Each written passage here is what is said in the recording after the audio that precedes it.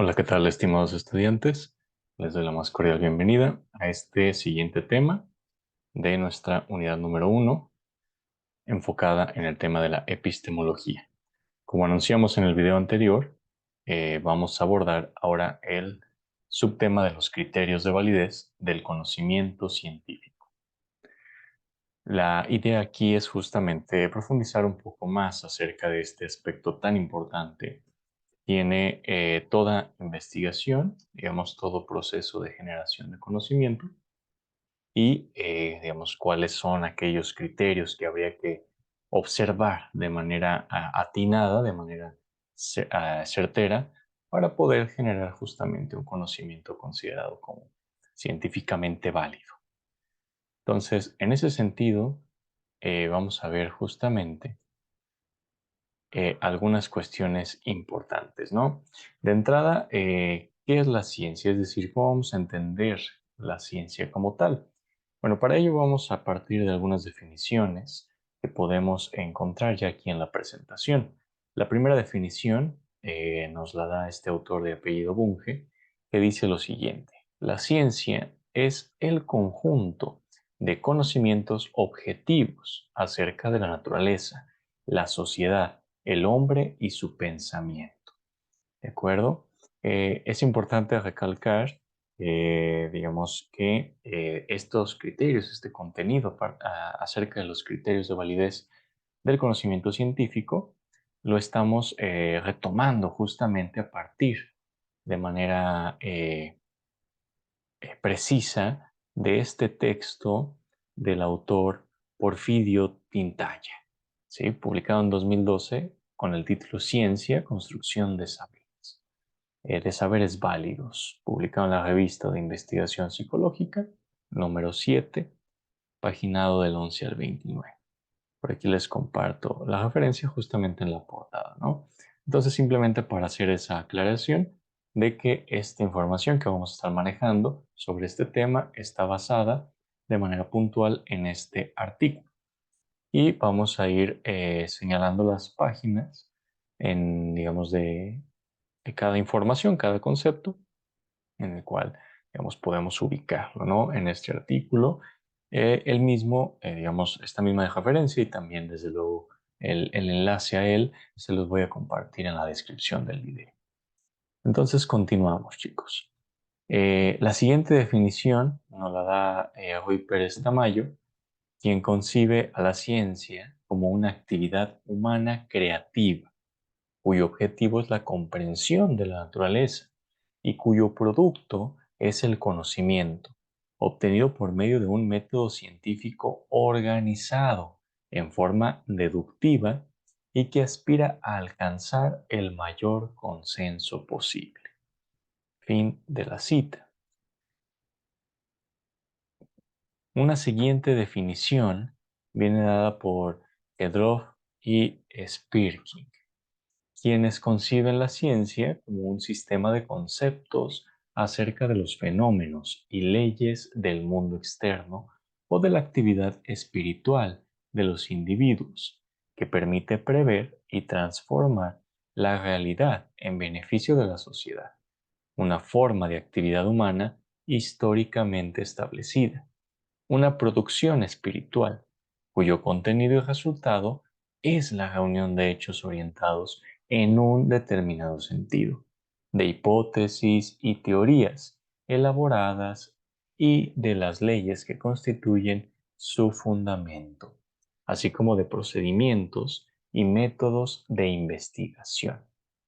¿Qué podemos decir, digamos, a partir de estas definiciones, chicos? Vamos a manejar únicamente esas tres definiciones, en cuya síntesis podemos encontrar, parafraseando a Piaget, como nos señala el autor Tamaya de este artículo, podemos encontrar a modo de síntesis, y parafraseando a Piaget, que se puede decir que el conocimiento científico es un sistema de conocimientos válidos. Y esto último, digamos, esta connotación de validez justamente, viene a resaltar que todo este conjunto, todo este sistema de conceptos, relacionados y referidos a la realidad, al mundo exterior, tienen cierto orden, cierta organicidad. No están ahí de manera, digamos, arbitraria o no se articulan de cualquier forma, sino que tienen su orden, su sentido, tienen su, digamos, forma, no solo sistemática, sino también correcta de organizarse. Ya en las definiciones anteriores veíamos algunos elementos importantes, una cuestión objetiva, la cuestión creativa, la cuestión activa y sobre todo referida a la dimensión humana, una, digamos, dimensión que todos compartimos y en la cual tenemos una, digamos, tendiente, eh, digamos, actitud comprensiva. Siempre tendemos hacia la comprensión de la naturaleza, ya sea de un modo u de otro. Pero aquí vamos a ver a partir de qué criterios se da justamente esta tendencia humana hacia la comprensión de la naturaleza, de la vida, de lo material, de la realidad, una comprensión científica. Bien, entonces únicamente para tener una noción un tanto más precisa respecto a qué es este conocimiento válido, nos señala el autor Porfirio justamente en la página 13 de su artículo que el conocimiento válido es el saber aceptado o reconocido como verdad por una comunidad científica o social, de acuerdo con criterios específicos. Para Piaget, la validez de los conocimientos implica aspectos normativos y condiciones formales o experimentales de cesión del conocimiento.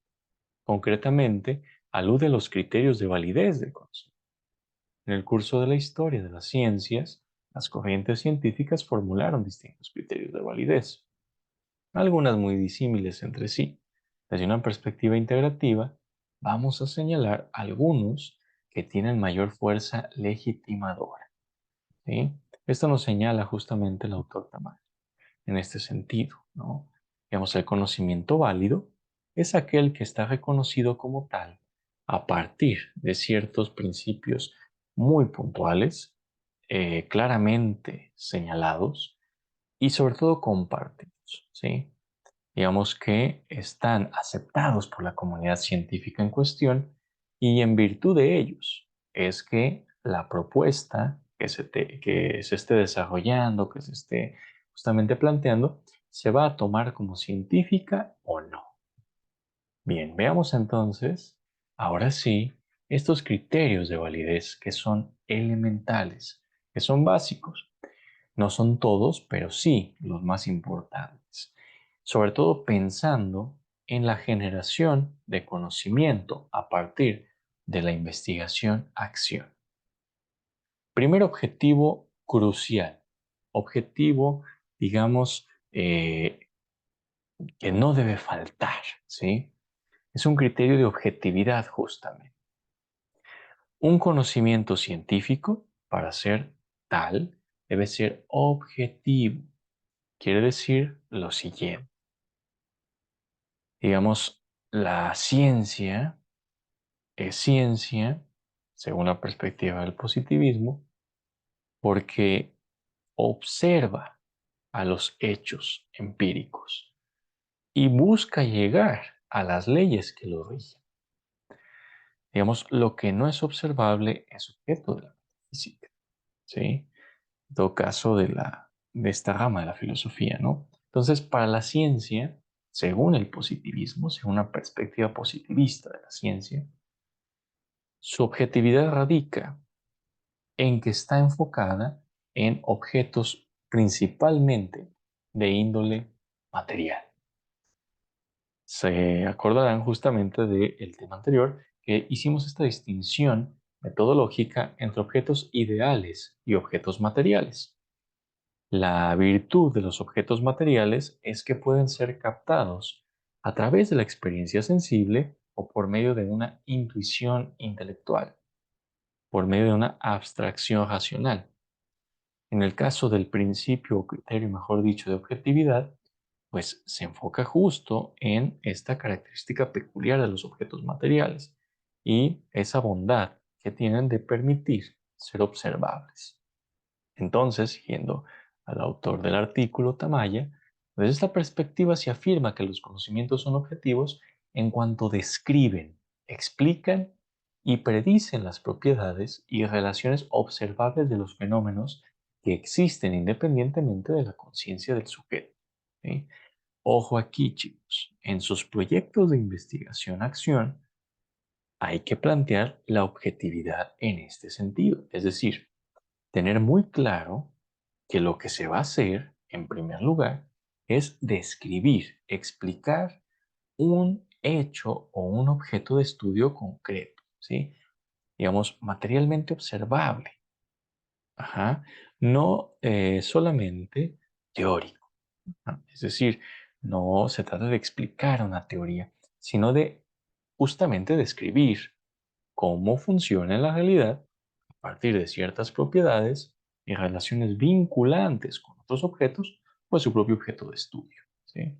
Entonces, un poco lo que ya se ha hecho a manera de ejercicio introductorio, preparatorio, en esta actividad de la semana pasada del esbozo. Entonces, al momento de describir justamente el proyecto, también hay que describir dentro del proyecto pues, el objeto de estudio, teniendo en cuenta este criterio tan importante, ¿sí? Que estamos siendo objetivos, es decir, que no nos vamos a quedar con nuestros juicios previos respecto a ese objeto de estudio, sino que vamos a ir hacia las cosas mismas, ¿sí? Y esta expresión de ir hacia las cosas mismas es muy de la fenomenología, ¿sí? Uno de los métodos que vamos a abordar hacia el final de esta unidad en los siguientes videos, pero que vale la pena ir viendo la conexión, porque recuerden chicos, todos estos temas están interconectados. Uno tiene que ver con el otro. Hay una relación imbricada, ¿sí? Están entretejidos. Son como una red, justamente, ¿sí? Están pensados de esa manera para que se vaya entendiendo cada vez con mayor detalle en qué consiste, digamos, en esta primera unidad, quizás desde una perspectiva todavía esquemática, una perspectiva que todavía recoge esta parte teórica, ¿sí? Todavía no estamos viendo, digamos, metodología en el sentido ya de su aplicación concreta, sino que tenemos que primero entender esta base, justamente, científica, ¿sí? Lo que se está entendiendo por ciencia, lo que se está entendiendo por filosofía, lo que se está entendiendo por verdad y sobre todo estos criterios de validez. ¿Por qué? Porque si no tenemos en cuenta todo esto, corremos el riesgo de que nuestro proyecto de investigación-acción carezca de fundamentación, ¿sí? De fundamentación teórica, de fundamentación científica y que terminemos haciendo pues un proyecto que no tenga ese rigor. Entonces es importante antes de lanzarse uno al ruedo saber cómo le vamos a entrar a los toros, ¿no? Por así decirlo. Prepararse, digamos el torero, por ejemplo, o digamos cualquier otra persona en este ámbito deportivo, un futbolista, digamos, un atleta, ¿no? Antes de lanzarse justamente a la práctica de su deporte, de su arte, de su técnica, justamente, conoce, ¿sí? Todas estas estrategias, todos estos principios, estas, digamos, planes, ¿no? De cómo funciona. Entonces, es lo que estamos haciendo ahora, chicos, ¿sí? Así que en este criterio de objetividad buscaremos eso, ir a la cosa misma, describir y explicarlo desde su propia objetividad, no solo desde lo que nosotros quisiéramos que fuese, sino como realmente es. Siguiente criterio, chicos, el criterio de coherencia lógica, ¿sí?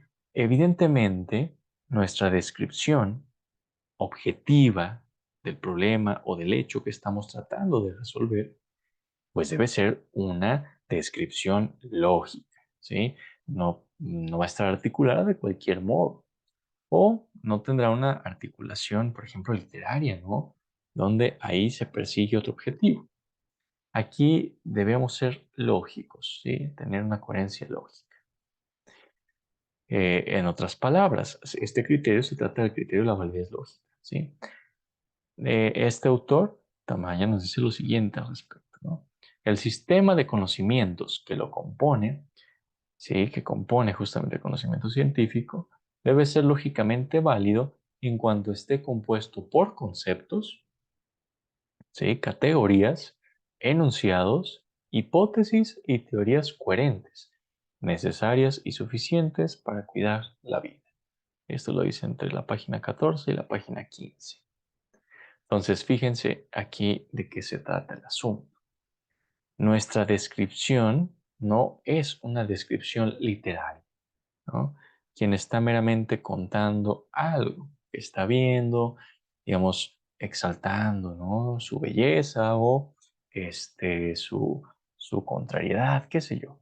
Sino que más bien esta descripción se hace a partir de conceptos, categorías, enunciados, a partir de principios, ¿de acuerdo? Por eso la importancia de ver todo esto antes de hacer justamente el proyecto como tal, ¿no? Tener una coherencia lógica es darle sistematicidad y rigor a nuestra descripción y por lo tanto a nuestra investigación. El fundamento lógico del conocimiento no solo es la lógica formal y abstracta, sino aquella que expresa la realidad concreta, la vida de los seres y comunidades que conforman este planeta. ¿Qué nos dice el autor Tamaya? Aquí la página es la página 15. Digamos, por error no sale aquí en la presentación, pero la página donde está esta parte es en la página 15. ¿Y qué nos está diciendo con esto Tamaya? Que es importante, evidentemente, desde luego, retomar estos principios, axiomas lógicos, como el principio de identidad de no contradicción, ¿sí? El tercero excluso, todos los que constituyen la lógica formal. Pero es importante también lo que señala el autor con decir que no debemos únicamente atenernos a esa lógica. Es decir, esa es una lógica, digamos, justo formal abstracta, que busca ser útil o aplicable a todos los casos. Sin embargo, cada objeto y cada realidad posee cierta lógica en sí mismo. Hay una lógica, digamos, de la vida práctica, de la vida concreta. Entonces, en ese sentido, recordemos lo que veíamos en la primera sesión, pues, digamos, una forma de dar, escuchar, ¿no? A la realidad, al objeto, pues es en este sentido, de ver cómo funciona él por sí mismo en su propio contexto, cuál es su propia lógica, ¿no? Comprender al otro poniéndose en sus zapatos, básicamente. Tercer criterio, criterio de la aplicación práctica. Bueno, aquí de acuerdo con Comte, señala Tamaya, el conocimiento debe ser útil en lugar de ocioso. El destino de todas nuestras sanas especulaciones debe encaminarse al mejoramiento continuo de nuestra verdadera condición individual y colectiva. Vean nada más, qué interesante. Aquí se destaca justamente la importancia o el vínculo de estos proyectos de investigación-acción, ¿sí? No es una investigación, perdón, solamente teórica por amor al conocimiento, digo, la cual también es válida, ¿no? Pero en este caso no pretendemos eso. Pretendemos una investigación a acción. Entonces, por lo tanto, es importante tener siempre en cuenta ese criterio de aplicación práctica. ¿Qué aplicación práctica tiene, ¿no? Entonces, en ese sentido, cumpliríamos con este criterio y nuestro proyecto, nuestro conocimiento generado a partir de ahí será válido. Entonces, desde esta perspectiva, siendo Tamaya, el conocimiento es válido en cuanto responde a las necesidades prácticas del saber humano, o del ser humano, perdón. El conocimiento con validez práctica defiende, produce, reproduce y conserva la vida armónica de todos. Entonces, de alguna manera lo que nos dice aquí el autor es que al fomentar una aplicación práctica del conocimiento, pues finalmente vamos a mejorar la práctica misma de la vida humana en todos sus aspectos, ¿no? En todos sus ámbitos y alcances. En otras palabras, finalmente estamos pensando en un proyecto de investigación-acción para mejorar algo, ¿no? Para favorecer a la armonía, digamos, de un determinado espacio, de la vida misma o de una comunidad. Siguiente criterio, el criterio de eficacia, eficiencia y efectividad, ¿sí? Digamos, ¿a qué se refiere esto? De alguna manera, estas categorías, estos conceptos de eficacia, eficiencia y efectividad nos hablan, digamos, de que hay cierta eh, productividad, decíamos, del conocimiento que se genera a partir de los proyectos de investigación. Pero este debe ir a la par de la ética, ¿no? Y dice Tamaya lo siguiente: el conocimiento científico, en cuanto tiene eficacia para alcanzar los objetivos de comprensión y construcción de la realidad, en cuanto es eficiente como recurso para alcanzar los diversos objetivos y en cuanto es efectiva en la generación de diversos horizontes de desarrollo de la vida, así como para evitar consecuencias negativas. De modo general, la validez efectiva del conocimiento, fundado en el paradigma de la vida, no es aquella que genera una competencia desleal, asimetrías sociales, y una rentabilidad empobrecedora. La validez efectiva no genera ni sostiene las estructuras coloniales de despojo y dominación, sino la que instituye, organiza y orienta la sensibilidad hacia la diversidad de la vida, el cuidado de la vida mediante formas de obrar basadas en la cooperación y convivencia solidaria. Dicho de otro modo, chicos, nuestros proyectos de investigación y acción tienen que ser también eficientes, eficaces, efectivos.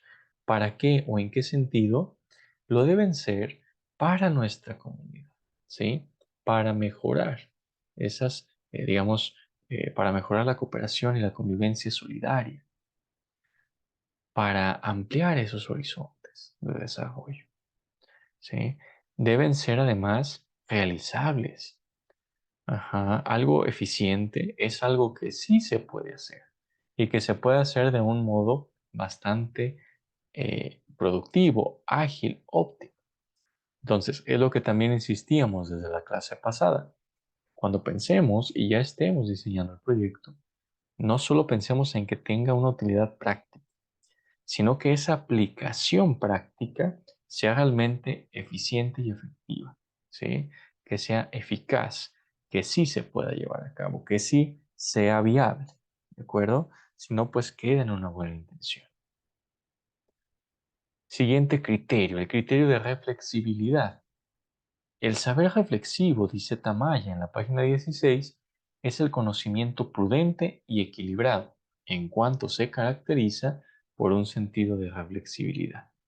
Describe, explica, interpela y recrea la realidad, confrontando las consecuencias que genera el propio conocimiento humano.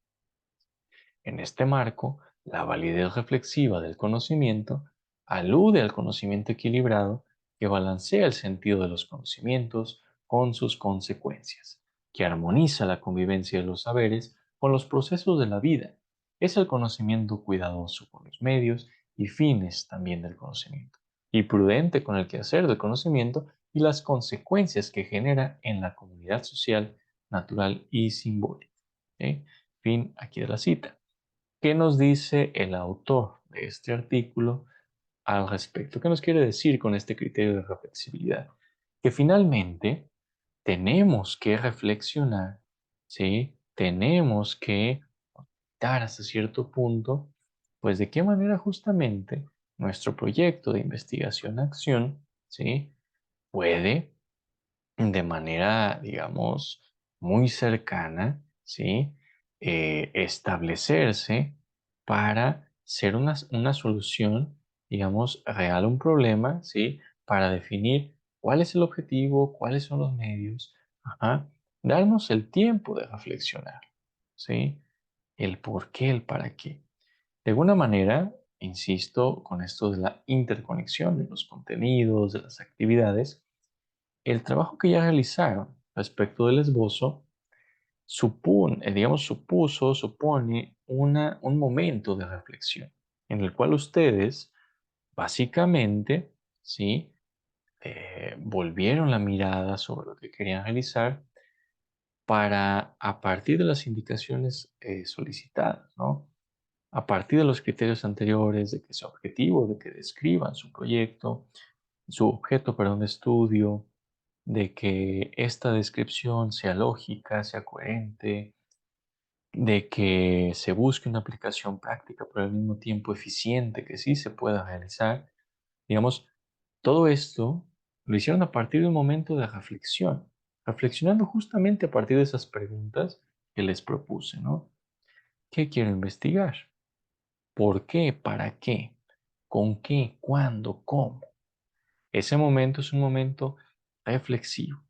Si no se tiene ese momento, si no se reflexiona sobre cuáles son los medios apropiados, indicados e indispensables para conseguir las finalidades u objetivo que me estoy planteando en mi proyecto, pues este puede estar en peligro, es decir, puede no realizarse, no llegar a buen puerto. Siguiente criterio, chicos, el criterio de la intervención formativa. Este viene perfectamente a, digamos, eh, ¿cómo se puede decir? A nuestro ámbito de competencia profesional. ¿Sí? Evidentemente todos somos docentes acá o estamos interesados en la docencia, quizás lo tenemos a futuro, ¿no? Un futuro próximo, digamos a corto, mediano plazo. Entonces, ese proyecto debe tener esa intención formativa. Y finalmente, el conocimiento científico como tal también comparte esa intención, ¿sí? Digamos, una intención o una intervención formativa consiste, según este autor Tamaya, en la capacidad de crear, organizar y disponer saberes, teorías, proyectos, estrategias, instrumentos y tecnologías como condiciones formativas específicas que facilitan la recreación del desarrollo de la realidad, el cuidado de la vida del planeta. La intervención formativa alude justamente a una acción educativa de la ciencia, que construye saberes que facilitan la recreación de nuevas condiciones sociales y naturales de desarrollo, de nuevas capacidades personales y sociales, que potencian y diversifican el desarrollo de las comunidades sociales, naturales, y que promueven el desarrollo de una convivencia armónica de la vida individual, de los sujetos, como de la vida colectiva entre todos los seres vivos que conforman el planeta Tierra. ¿Sí? ¿Qué nos dice aquí el autor? Digamos, con el conocimiento formamos. ¿Para qué formamos? ¿O a partir de qué formamos? Bueno, formamos a partir de saberes teóricos, de estrategias, de instrumentos, materiales, etcétera. Pero formamos justamente para generar unas condiciones sociales y naturales de desarrollo más óptimas, ¿sí? Para quizás gestar nuevas capacidades personales y sociales en nuestros estudiantes. O si no las gestamos desde cero, o mejor dicho, si no las gestamos desde una etapa inicial, pues a lo mejor ya potencializarlas, ya desarrollarlas más, ¿no? Perfeccionarlas o diversificarlas justamente para que tengan o lleguen a tener un impacto en el desarrollo de las comunidades sociales a las que pertenece cada uno de sus estudiantes y comunidades naturales también. Es decir, no solo cómo voy a favorecer en la formación de mis estudiantes a, digamos, generar una sociedad más armónica, más sana, ¿sí? Más eficiente, más proactiva, sino también cómo voy a gestionar en mis estudiantes, cómo voy a formar en ellos esta conciencia también en torno al medio, ¿sí? En torno al cuidado de esta casa común que todos compartimos. Este criterio, en ese sentido, con ese alcance, está muy ligado al siguiente, al criterio de intersubjetividad, ¿sí?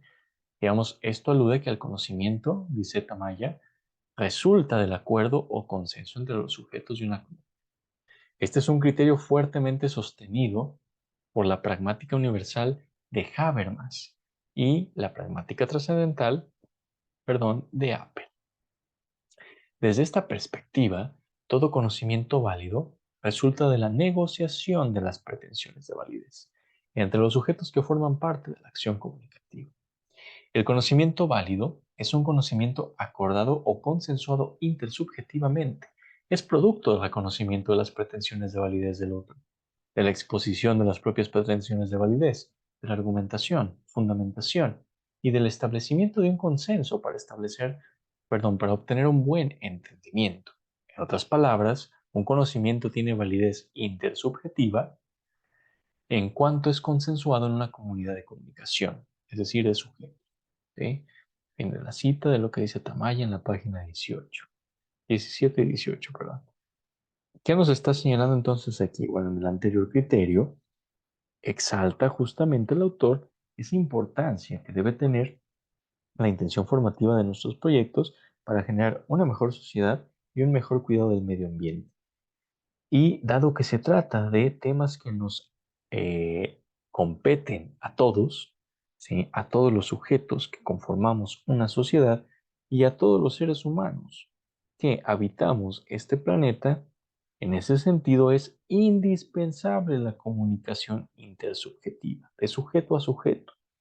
Hablarlo, dialogarlo, ponerlo en discusión. Claro, no con la intención de, digamos, la mera discusión, es decir, la discusión por la discusión misma. No, la discusión como un medio, un camino, una vía para llegar a algo, para llegar al consenso, al ponernos de acuerdo, ¿sí? Entonces, un conocimiento válido que sea resultado de un proyecto de investigación, acción, es aquel que está dispuesto a dialogar con otros saberes, que está dispuesto a dialogar con otros sujetos, que quizás tengan una perspectiva distinta del mismo objeto de estudio o del mismo problema abordado. En ese sentido, se puede enriquecer y llegar a un consenso bastante productivo. Y finalmente, el último criterio a considerar, chicos, el criterio del cuidado de la vida. ¿Sí? Recordemos siempre que los proyectos que estamos planteando a partir de la intención formativa también, digamos, de nuestra universidad y del modelo pedagógico que estamos siguiendo, ¿sí?